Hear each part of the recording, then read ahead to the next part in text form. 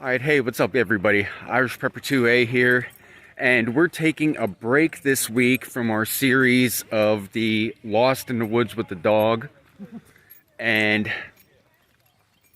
we've come down to Frederick Market Fair, where they have tons of vendors set up that sell everything replicating things from the 18th century, during the French and Indian War, the Revolutionary War, the fur trading era.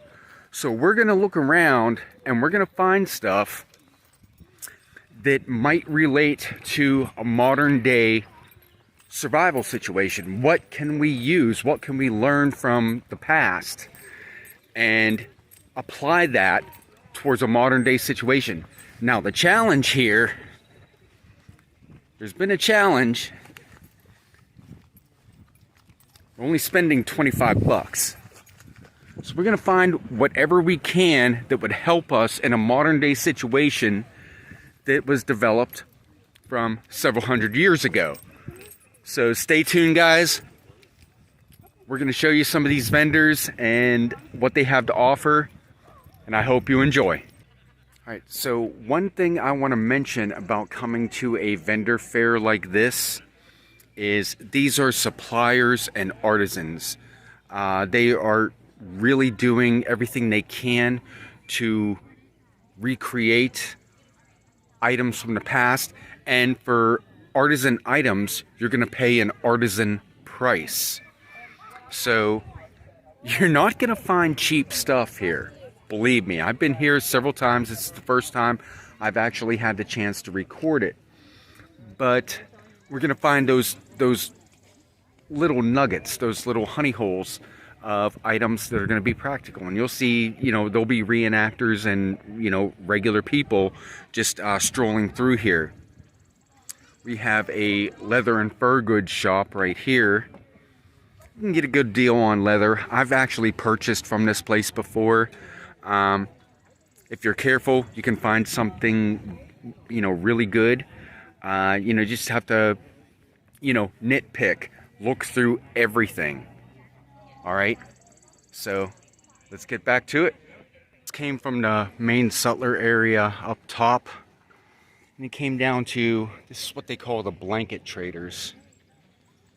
It speaks for itself. They just place things out on the blanket and looking to sell them. A lot of times that reenactors have items that they've already used and they're looking to get rid of so they can move on to the next thing. You can sometimes find some good deals here. If you're careful, you know what you're looking for. Compare the prices to the, for lack of a better term, commercial vendors. You can find stuff here if you're diligent enough as well. One thing I did want to mention to everybody out there is, the, reenacting of long ago time periods, it's really starting to take a downturn. And there is a lot of knowledge to be gained, as I was saying before. But as year after year, we start seeing more reenactors not coming out anymore. Unfortunately, there's a lot of them passing away from old age. The younger generation, for the most part, is really not into it. I'm talking about encampments like that, where, people came out, yes, it is a lot of stuff. This is not exactly a, like a campaign mountain man type event, but nevertheless, you still had people that stayed out here for 4 days, cooking over the open fire, making do with what they had, using period and primitive techniques, no electricity, no modern conveniences, just doing everything with just a knife and a fork and an axe, starting their fires without the modern lighter or anything like that, using char cloth, bow drill, things like that. I've seen more authentic events. This is a purchasing event, so it's not what we used to call back in the day an immersion event. An immersion event was where you went and you did everything as historically accurate as possible. That's not this type of an event, but nevertheless, you know, you got to give everybody kudos that came out and, you know, did this stuff. And as I said, without, you know, people to pass it on, without people willing to drink from their knowledge, it's going to be gone. And that is a damn shame. Like, you know, take for example this one right here. It's a Cooper. That's what they called him back in the day, was a Cooper. He's a primitive woodworker. And you can see, the guy's been working as he's been here. You can stop and watch.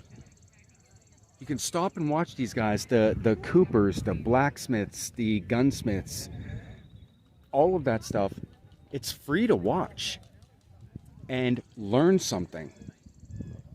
Learn something from what they're doing. You know, it's you know, it's a free demonstration.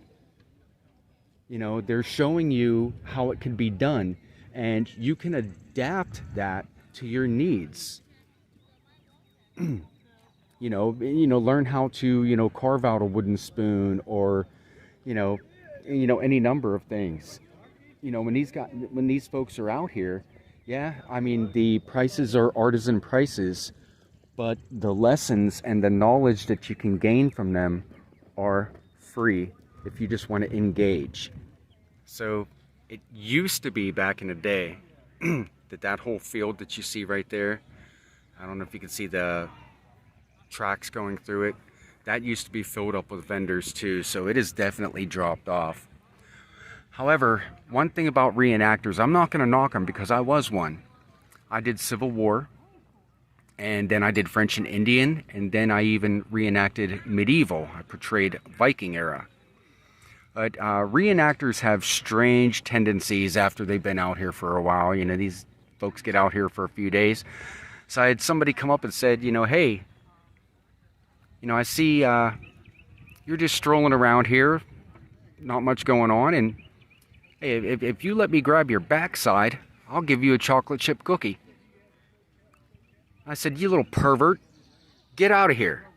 So he took off right over there in that direction.